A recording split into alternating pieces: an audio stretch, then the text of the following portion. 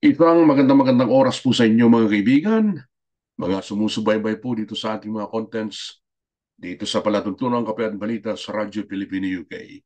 Sa mga hindi pa po nakakaalam, oh, kanina lamang tuluyan nang nagbitiw itong si Baguio City Mayor Benji Magalong, hindi bilang mayor ng Baguio, kundi ho yung pinaka-advisor ho nitong ICI na binuo ng kasalukuyang gobyerno para mag-imbestiga.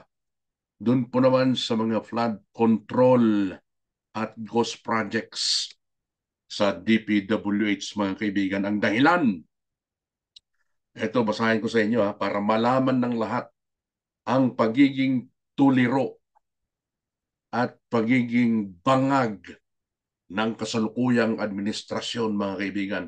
Bigyang diin natin yan dahil pagpapakita ng tuliro hindi makinong mag-isip ang kasalukuyang administrasyon. Bangag na bangag mag-isip mga kaibigan ng kasalukuyang administrasyon. Ito yung dahilan ng kanyang pagbibitiw.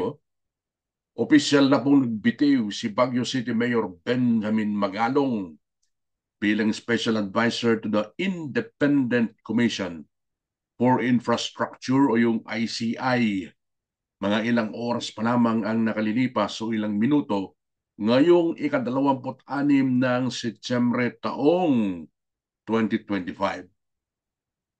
Isinaad ni Mayor Benji, Mayor Magalong doon sa kanyang sulat o liham pagbibitiw kay BBM, sinabi nito na pinahina ng mga pahayag ng palasyo, mga kaibigan, ang kanyang mandate o yung kanyang mandato bilang special advisor. Kaya't hindi na po tenable ang kanyang pananatili sa naturang posisyon. Kumbaga may bahid na ng pagdududa mga kaibigan at nabahiran po ng kumbaga namantsahan ho yung kanyang pagiging ano eh uh, kredibilidad bilang advisor ng natulang o naturang komisyon. Sino bang nag-appoint sa kanya mismo? Hindi ba ang kasalukuyang Pangulo? Tapos paiimbestigahan mo? Hindi ba kabangagan yan na malinaw mga kaibigan? Hindi na tenable ang kanyang pananatili sa naturang komisyon. Ayon kay Magalong, the palace pronouncement concerning my designation have undermined the role and mandate entrusted to me. Sa katotohanan nga po, hindi inentrust sa kanya Hindi entrusted dahil pinagdudahan ka agad Magulo talaga itong Pangulo ninyo, mga kaibigan. Binagdiin o binigyang diin ni Mayor Magalong na hindi kailanman na mapapabayaan ng mga taga-Bagyo bilang kanyang nasasakupan dahil siya nga po yung mayor ng Bagyo na anya ay nananatiling nasa puso ng kanyang pagiging public servant o yung kanyang pagiging serbisyo publiko. Epektibo ka agad mga kaibigan, kanina lamang yun pong kanyang pagbibitiw sa naturang komisyon. Sayang lang dahil siya naman ang isa dapat sa mga pinaka-credible mga kaibigan na maghahawak at mangunguna dyan sa investigasyon na yan mga kaibigan.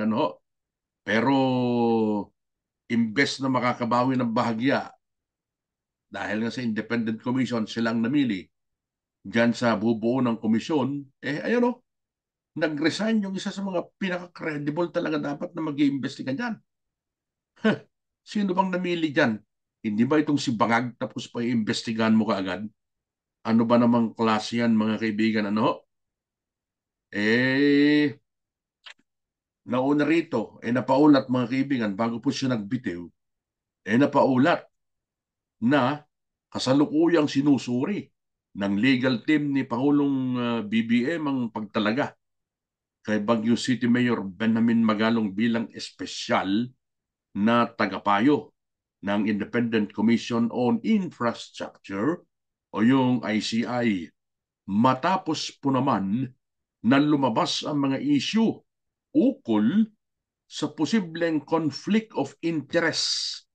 Ayon po naman sa pahayag ng palasyo nitong nakaraang Biyernes o kahapon. Sino bang naglalabas nito kundi walang iba kundi yung napakamukhang swapang na tagapagsalita ng Malacanang na si Anticler, ano, mga kaibigan, ano?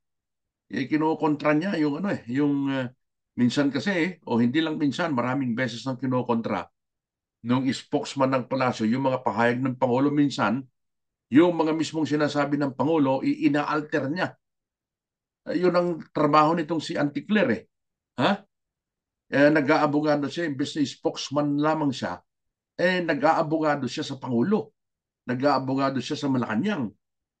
Ilang linggo na matapos pong maitatag, o ilang araw lamang po yung ano eh. Ilang araw lang lamang na nagsilbi. Itong si Benji Magalong, Mayor Magalong, tapos ngayon, nagbitiw na siya. Ilang linggo matapos na maitatag ang ICI, nagkaroon ng kontrobersya itong si Magalong dahil sa pagiging alkalde ng Baguio City habang sabay na ginagampanan ang tungkuling tagapayo sa komisyon na nag-iimbestiga sa mga anomalya sa mga proyekto ng infrastruktura sa loob ng nakaraang 10 taon. Unang-una mga kaibigan, bago naman ho kasi siya italaga dyan, nilinaw na mismo. Nilinaw na mismo nitong si Mayor Benji Magalong na hindi maapektuhan ng kanyang posisyon sa ICI yung kanya po namang trabaho bilang mayor ng Baguio City. Nagpapayo lang naman siya eh. Oh, minsan sumasama siya. Pero hindi ibig sabihin, mga kaibigan, na napapabayaan niya yung tungkulin niya bilang mayor ng Baguio City. Nilinaw na niya yan bago pa siya opisyal na italaga nitong si Boy Bangag. Mga kaibigan, ano? So ngayon, meron pa kayang kredibilidad yung ICI na dadalawa na lang yung natitira o tatlo? Tatlo sila mga kaibigan na ito dapat ang kailangan itong si Mayor Benji dahil kilala kung gaano siya kagaling mag-imbestiga at magiging advisor ng isang komisyon. Katulad nga po naman itong ICI mga kaibigan. Ngayon, itong resignation nitong si Mayor Benji, nagpapakita lamang ito mga kaibigan na confused ang Pangulo ng Pilipinas. Ibig sabihin kapag confused na ang namumuno ng isang bansa dahil ilang taon na lamang ba ang natitira, lame duck na siya ngayon eh. Lame duck siya ngayon mga kaibigan. At kulang na kulang na lang yung investigan siya sa Senado, matutukoy na ang pinagmulan nitong mga kontrobersyang ito mga kaibigan. Ano? Lalo na't nabanggit doon sa isang pagdinig sa Senado na yung bagman pala mga kaibigan na nagde-deliver din. Oh? Nagde-deliver din ng mali-malitang pera sa isang address na binanggit niya malapit sa Malacanang. Yung Gate 4, Aguado. Aguado. Malapit sa Malacanang Palace. Sino kaya ang residente doon mga kaibigan nung nabanggit na address? Sabi nga ng iba dito very confused daw. Itong si Boy Bangag. Ano mga kaibigan, kasama niya, iting kasakasama niya itong si Mayor Magalong sa mga inspeksyon at inappoint ni BBM ito as part of the ICI. Oh, pero ang tono kanina ni Anticler ay hindi tumugma doon sa appointment ni Mayor Magalong.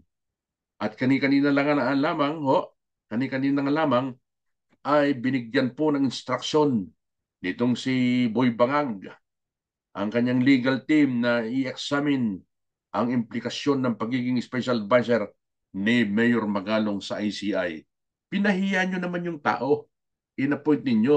Parang hindi desisyon ng isang taong disente, isang maituturing na opisyal, mga kaibigan ng Pangulo ng Bansa. Ang ganyang desisyon, in-appoint mo na eh. Tapos pagkatapos mong i-appoint, doon mo pa iimbestigahan kung anong magiging implikasyon ng kanyang trabaho bilang special advisor at sa pagiging mayor ng Baguio.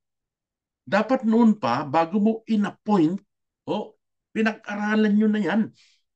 Sinabi naman ni Mayor Magalong na hindi makaka-apekto eh. Tapos kung kailan in-appoint nyo na, nagsimula na siya sa kanyang trabaho, oh, doon nyo siya sisilipan. Napaka, anong klaseng pag-iisip yan ng isang pangulo ng bansa? Napaka-professional, ano? Napakabangag. Yan bang magiging pangulo ng bansa? Ay, nako naman, oh, wala ka talagang aasahan. So, sa mga kaibigan ho natin, ho, at bayaran natin kung sino bagong ilalagay dyan sa ICI na yan, o kung may magiging kredibilidad pa yan, mga kaibigan, ano? Sa mga hindi pa po nakakapag-subscribe sa atin po namang Kape at Balita program sa Radyo Pilipino UK, kahit isang subscription lamang po, maligayang maligaya na tayo.